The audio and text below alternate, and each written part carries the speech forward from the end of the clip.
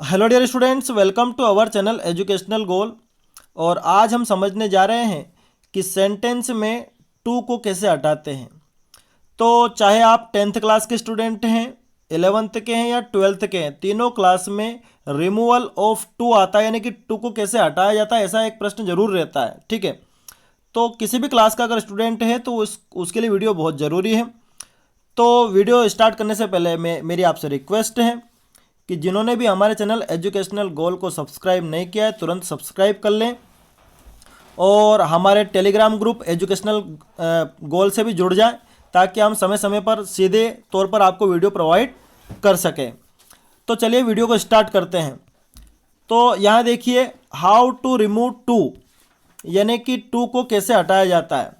तो पहले तो मैं आपको बता दूं कि टू है क्या। टू एक पार्ट ऑफ स्पीच में एडवर्ब है। क्या कहते हैं हम इसको? एडवर्ब। एडवर्ब वो शब्द होता है जो किसी वर्ब, एडजेक्टिव या किसी दूसरे एडवर्ब की विशेषता बताता है। कई बार पूरे वाक्य की ही विशेषता एडवर्ब बताने लगता है। ठीक है, तो T double O too, too का मतलब होता है भी या जरूरत से ज़्यादा।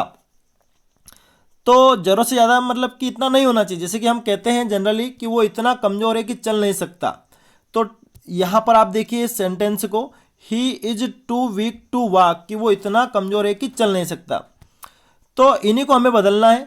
तो यहाँ देखिए कि अगर सेंटेंस इस प्रकार का हो, इस प्रकार का स्ट्रक्चर हो, यानी कि सबसे पहले सब्जेक्ट हो, वर्ब हो, टू हो और उसके बाद एडजेक्टिव या एडवर्ब दोनों में से कुछ एक हो और बाद में इन्फिनेटिव हो। इन्फिनेटिव का मतलब होता है टू और उसके बाद वर्ब की फर्स्ट फॉर्म, जैसा कि आप यहाँ देख सकते हैं। ये देखिए टू प्लस वर्ब की फर्स्ट फॉर्म।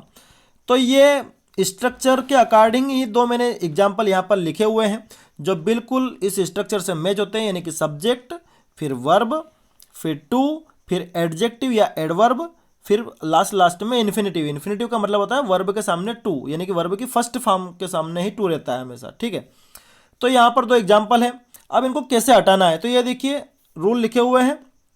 सबसे पहले जो भी सेंटेंस में सब्जेक्ट वर्ब दे रखा है शुरुआत में, जैसे कि ही इज, उसी को लिखना है। फिर उसके बाद टू के स्थान पर आपको क्या लिखना है? सो।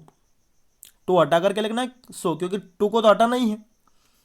फिर तीसरी बारी आती है कि जो भी एडजेक्टिव एडवर्ब उसमें दे रखा है वही आपको लिखना है। जैसे कि वहां वीक है तो आपको वीक ही लिखना है। उसके बाद आपका काम बढ़ जाता है कि आपको डेट लगाना है। जो भी एडजेक्टिव एडवर्ब हो गया उसके बाद डेट लगाना है, और डेट लगाने के बाद फिर से आपको एक और सब्जेक्ट चाहिए जो आपके फर्स्ट सब्जेक्ट से पता चलेगा आपको। जैसे कि यहाँ पर ही है तो आप डेट लगाने के बाद फिर से ही लेंगे। ठीक है, जैसे कि राहुल है तो भी ही लोगे, सीमा है तो शी लोगे। ठीक है, तो ये कुछ बातें तो आपको जब हम सेंटेंस बनाएंगे तो क्लियर हो जाएगी। और आगे हम देखते हैं कि अगले वाले सेंटेंस को आपको नेगेटिव बनाना है। जैसे कि आपने सब्जेक्ट लिया ही शी जो भी, उसके बाद आपको सेंटेंस को नेगेटिव बनाना है, क्योंकि हम क्या कह रहे हैं कि वो इतना कमजोर है कि चल नहीं सकता, यानी कि नेगेटिव बनाओगे तो प्रेजेंट टेंस अगर है तो कैन नॉट का यूज करोगे। अगर आपका सेंटेंस पास्ट में है तो आप कुड नॉट का यूज करोगे। ये चीज़ें भी आपको जैसे मैं एग्जाम्पल करवाऊंगा आपको क्लियर हो जाएगी। ठीक है, और लास्ट में आपको जो भी उसमें वर्ब दे रखी है उसी को लिख देना है, लेकिन उसमें जो टू लगा हुआ है वो आपको नहीं लगाना है। ठीक है, ये रूल आप पढ़ लेना, आपको समझ में आ जाएंगे। बहुत सारी बातें तो आपको यूं ही क्लियर हो जाएगी। ठीक है, तो ये देखिए जो हमने दो सेंटेंस शुरू में लिए थे उनके हमने टू को हटा दिया, और किस प्रकार से वो बने हैं देखिए। ही इज, देखो हमने शुरू में सब्जेक्ट वर्ब जो दे रखा था वही लिया है। अब इज से एक बात ये भी क्लियर हो गई कि ये प्रेजेंट टेंस का, यानी कि हम कैन नॉट ही लेंगे, या आप कैन नॉट आगे देख रहे होंगे। लेकिन देखते हैं, ही इज सो, सो किसके स्थान पर लिया हमने? टू के स्थान पर। टू हटाकर हमने क्या लगा दिया? सो। ही इज सो वीक, और फिर क्या लगा दिया? डेट। फिर डबल सब्जेक्ट हम क्या लेंगे? ही लेंगे। और फिर मैंने कहा था कि सेंटेंस को हम नेगेटिव बनाएंगे तो कैन नॉट लिख दिया, और जो भी उसमें वर्ब है उसी वर्ब को हम लिख देंगे। तो वाक थी तो वाक ही लिख दिया। फिर अगला है it is too hot to go out. हमारा जो एग्जाम्पल मैं आपको दिखा देता हूं। ये देखिए हमारा एग्जाम्पल क्या था अगला, he it is too hot to go out. ठीक है, इसको हम बना रहे थे। तो देखिए क्या, यहां देखिए it is so hot, too की जगह पर हमने ले लिया सो हॉट डेट। फिर देखिए अब इसमें हमें सब्जेक्ट लेना है, तो शुरू में तो इट था, तो या तो आप वी ले लें या फिर ले लें आप one.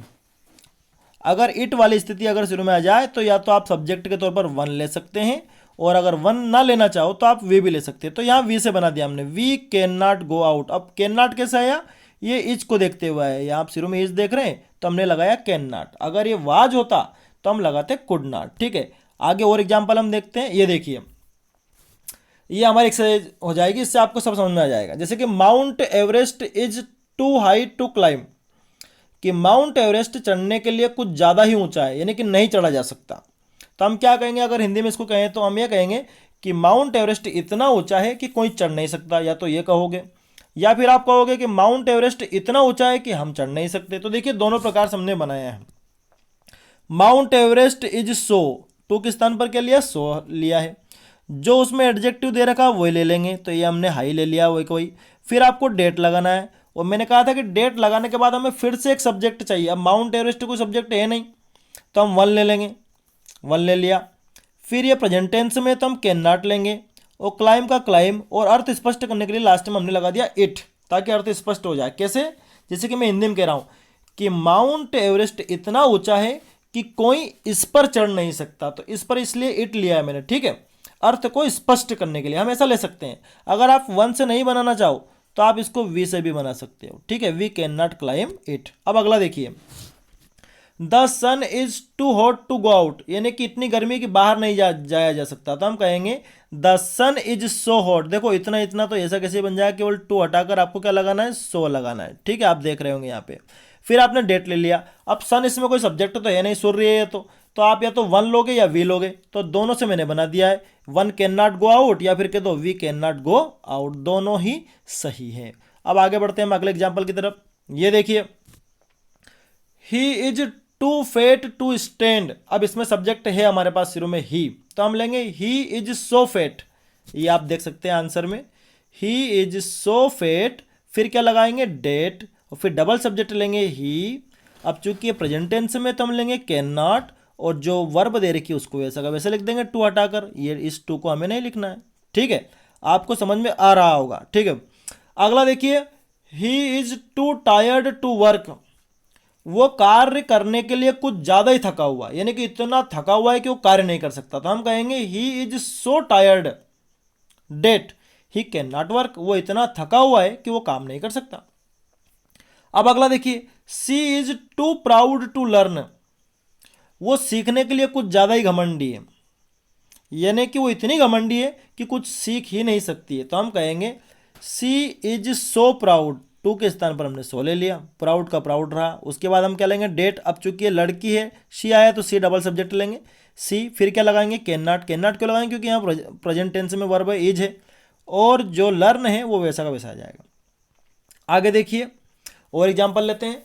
Sohan was too weak to play. अब देखिए सोहन के बाद वाज आया इस बार, यानी कि हम इस बार लास्ट में लेंगे कुड नॉट। तो यहाँ देखिए, सोहन वाज सो वीक, इतना तो सेम रहा, टू के स्थान पर आपने सो लगा दिया, डेट भी लगा दिया। डेट के बाद आप देखिए सोहन चूंकि लड़का है तो हम लेंगे ही सब्जेक्ट के तौर पर।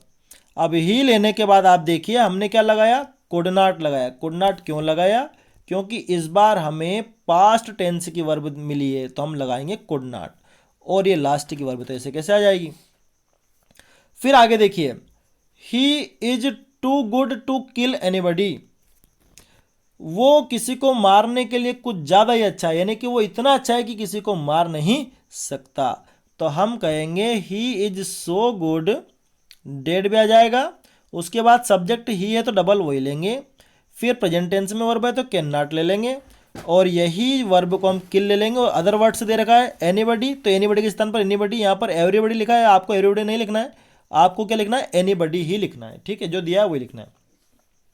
आगे देखिए, you are too lazy to walk.